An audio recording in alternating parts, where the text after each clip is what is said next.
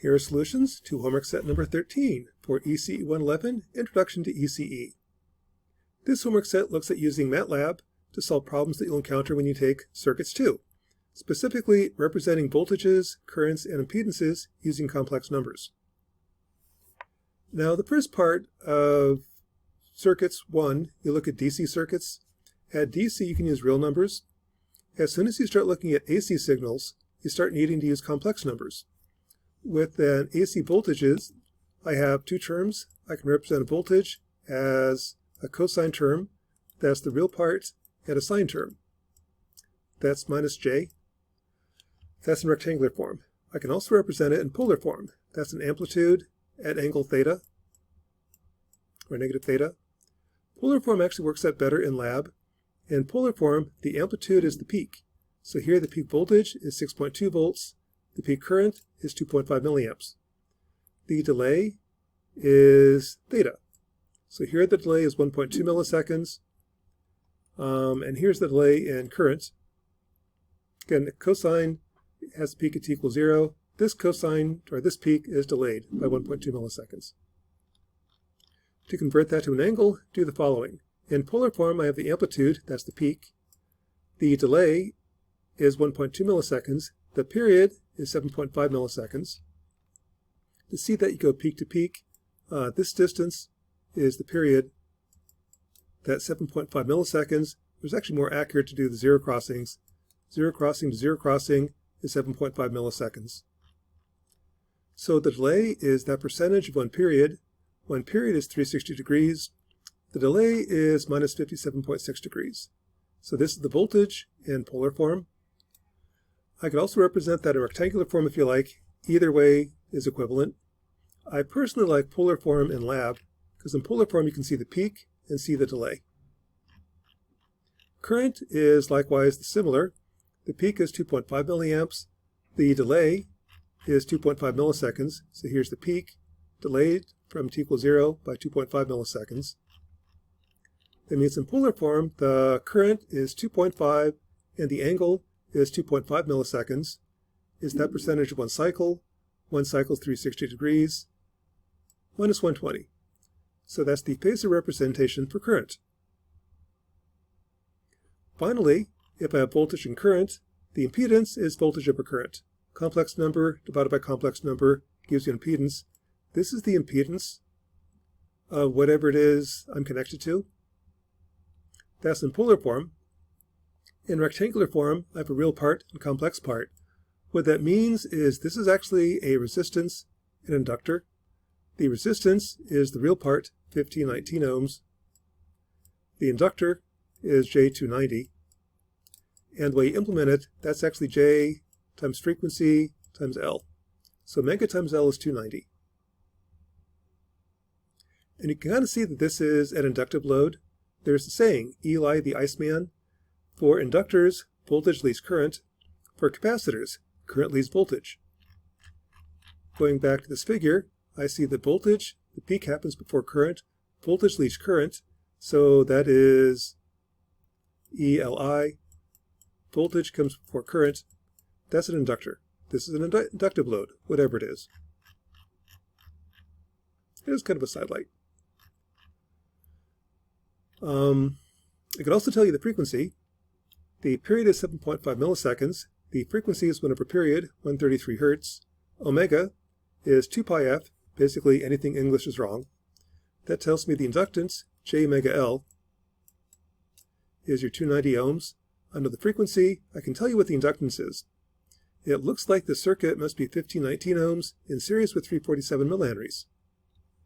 Not part of the homework problems, but that's kind of what the voltage and current tells you. Going on to problem number 2. Now, previously we looked at adding resistors in series and parallel.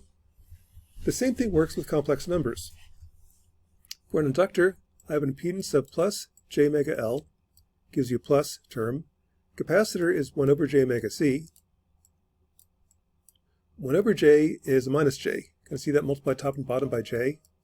J times 1 is J. J squared is minus 1. So there's your minus J. So resistors are real, inductors are plus J, capacitors minus J. What is the net resistance? Well, I can do that in Matlab. I just do series and parallel. Everything you did at DC works for AC, only now with complex numbers, and Matlab handles complex numbers just fine. So in parallel, the equation is 1 over R1 plus 1 over R2, sum the inverses, take the inverse, that's the net impedance. So add 60 in parallel with minus J80, you get 38.4 minus J28.8. That's Z1. These two are in parallel. 50J in parallel with 70 gives you 23 plus J33, that's Z2. Z1 and Z2 are in series. That's in series with J40. That's in parallel with 90 minus J100. In series with 30. Okay, all done. This is the total impedance. Something you can do in Matlab. Kind of a sidelight. When you get to this second half of circuits 1, this is the type of problem you're going to be encountering. In exams, you don't have access to Matlab. You need a calculator that can do complex numbers. What calculator you choose is totally up to you. I personally really like HP calculators. HP is basically a company of electrical engineers, and surprise, surprise, they build really good calculators for electrical engineers. To illustrate how that works, if I add 60 in parallel with minus J80, I do the inverse. So there's the inverse of 60, input minus J80, which is 0, enter, negative 80, complex, take its inverse, add the inverses, take the inverse. There's the first term. Same thing I got in Matlab. Now let's take these two. 70 ohms, take its inverse, J50, 0, enter 50, complex, take its inverse, add them, take the inverse. That's these two in parallel. Z1 and Z2 are in series, add to J40, 0, enter 40, complex, adds. In series, in parallel with 90 minus J100, so take the inverse, 90, enter, negative 100, complex, take the inverse, add inverse, in series with 30, there's your answer. Same thing I got in Matlab. So by the time you get to circuits 2, you need a calculator that can do complex numbers. Which one you use is up to you, but you do need a calculator that can do complex numbers. You'll have these on tests. And kind of a comment, if your calculator doesn't do complex numbers, if you can't solve problems like this, you need a new calculator. I recommend HP's, but it's your choice. Problem 3, another circuit. So here, the 100 is in parallel with minus J150, gives you 69 minus J46, in series with 30, in parallel with 80 plus J70, gives you, this is EC, in series with 20 to add, in parallel with 6 plus J50, in series with 10, and here's your answer. That's just doing series, parallel with complex numbers. And Matlab will do that just fine. If you have an HP calculator, it'll also work. Problem 4. This is where Matlab really shines. Calculators work really well when you have one equation, one unknown. When you get to 4 equations, 4 unknowns, calculators really struggle. This is where Matlab shines. Matlab handles 4 equations, 4 unknowns really well with real numbers and complex numbers. So start out, if I have this circuit with inductors, capacitors, if the input is DC, 10 volts, find the voltages. Well, at DC, I can just use real numbers. The representation of 10 volts is just the number 10, a real number. The resistors stay the same. Inductors become j omega L. The frequency is 0 at DC. So plug in omega equals 0, I get 0 ohms, meaning this doesn't matter. 0 ohms, that doesn't matter. C becomes 1 over j omega C. 1 over 0 becomes infinity. This is infinity, meaning the current is 0. If the current is 0, ignore that term. Okay, so we've actually done this problem before. At DC, I'd write 4 equations for 4 unknowns. One equation is that V0 equals 10. Second equation, the current left plus the current right plus the current down equals 0. Current left is V1 minus V0 over 10. Current right is V1 minus V2 over 20. Current down is V1 over 6 equals 0. Same at node 2, current left, down, and right equals 0. Same at node 3, current left and down equals 0. This is V3 over infinity, which is 0. You don't have to add 0. It doesn't change the answer. 4 equations for unknowns. To solve, this is where you need Matlab. To solve, I group the terms, bring the V0s, V1s, V2s together, put this in matrix form. The way I like writing it, column is V0, this column is times V1, V2, V3. That's just a reminder. So for example, this third equation, minus 1/20th V1, plus this mess times V2, minus 1/30th times V3 equals 0. Likewise for the rest. Once you get it in matrix form, let's call this A, let's call this B. The voltage is inverse of A times B. So input A, here's the first row, second row, third row, fourth row. Put them all together. Somehow get this into Matlab. B is just 10, 0, 0, 0. Voltage is inverse of A times B. 4 equations for unknowns. This is what Matlab does really, really well. To check, I can go into Circuit Lab. In Circuit Lab, I'll have this circuit. Let's make it down a little bit smaller. You can see what I'm doing.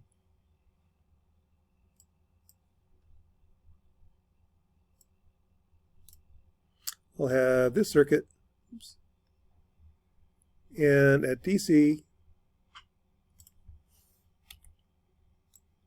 let's make that a DC source. This is 10 volts. Call that V0. Not necessarily really decorative. Now simulate. At DC, I would go to DC analysis at expression.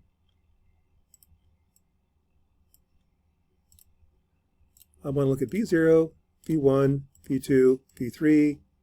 Solve. There's my answers.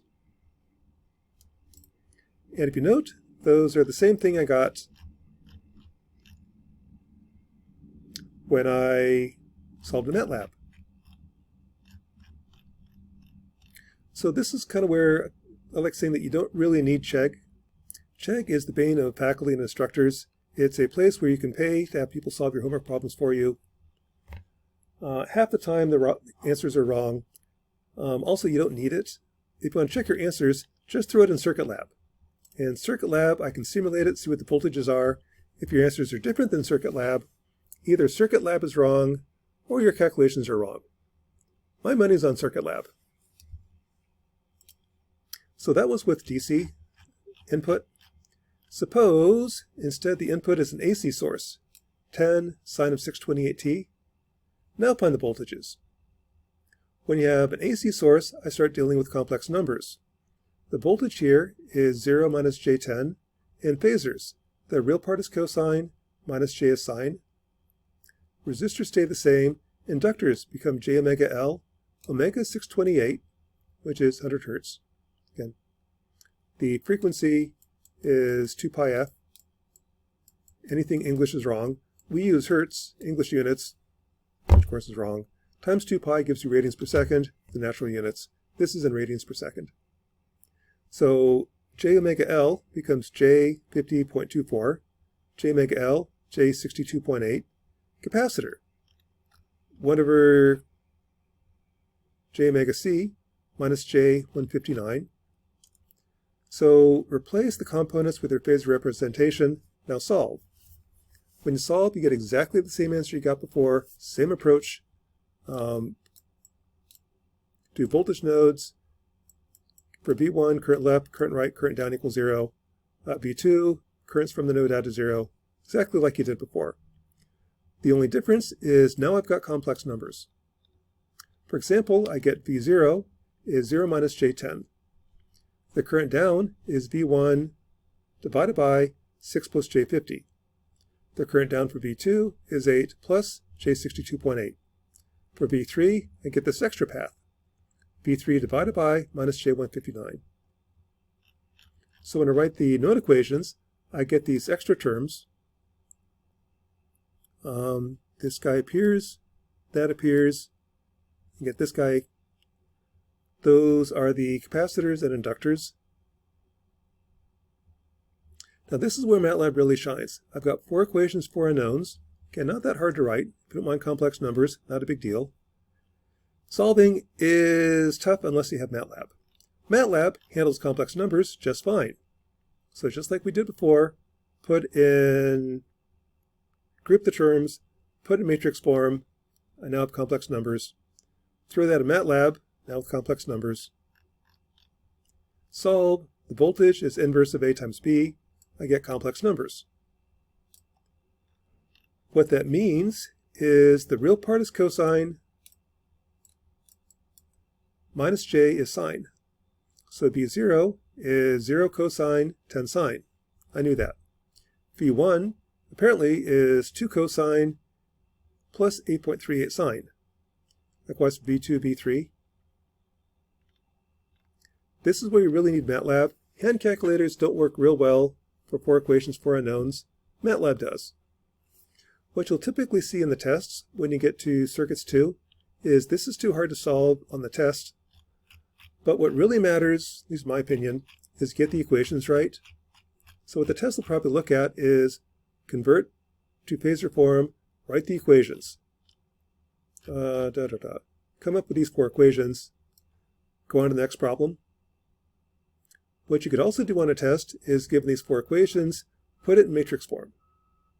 Take those equations, get to here. At that point you stop, go on to the next problem. To solve, you really need Matlab. To check your answer, I could check it in Circuit Lab. So if I go back over here, replace my input with an AC source, the input, calling that V0, the amplitude is 10 volts, the frequency is 100 hertz, 628 sine rate, 628 radians per second. Circuit Lab's a little non-standard. This is the phase shift of the sine wave. This is the sine wave. It's going to start at t equals 0. And your choice, sine, triangle, sawtooth, square. We're doing a sine wave. Now when I go into simulate, I'll go under time domain. This is 100 hertz, so let's do it for 2 cycles. I'm actually going to delay for 3 cycles. I'll kind of show what happens if I don't do that. Make that 10 times smaller, so I have 1,000 data points, looking at the voltages. When you run it, the first cycle is a little bit different than the rest. Here's steady state. These are the ones I want. That's my steady state. So what I can do is zoom out on this part. There's my steady state curve. Or what I can do is let's start at 30 milliseconds, stop at 50. There's my signal. If I look at it, look, the peak, this is V0, the peak is 10 volts. Here V1, the peak is 8.54 volts. V2, 6.9 volts. V3, 5.32 volts. That's the peak. I can pull out a Circuit Lab. Comparing them. This is what Matlab said. Take the magnitude, that gives me the voltage in polar form, the amplitude. Find the voltages in Circuit Lab, pull off the peaks, and here's what you get. This is what Matlab calculated, the magnitude. Here's the peak in Circuit Lab. The 2 numbers match up. If they match up, you probably did the problem right. And likewise, you really don't need Chegg. Just throw it in Circuit Lab. Circuit Lab will tell you what the answer should be. If you did it right, your answer should be close. And that is homework set number 13 for ECE 111. The thing to note about this is AC is just like DC, except that now you're using complex numbers. That's one of the reasons that we use live and breathe complex numbers in electrical computer engineering. Once you start dealing with AC circuits, you kind of need complex numbers. So as far as I know, we're one of the few majors where you live and breathe complex numbers. You'll get used to it. But as kind of a warning, you really need a calculator that can do complex numbers. You'll need that on tests. Again, that's homework set number 13 for ECE 111.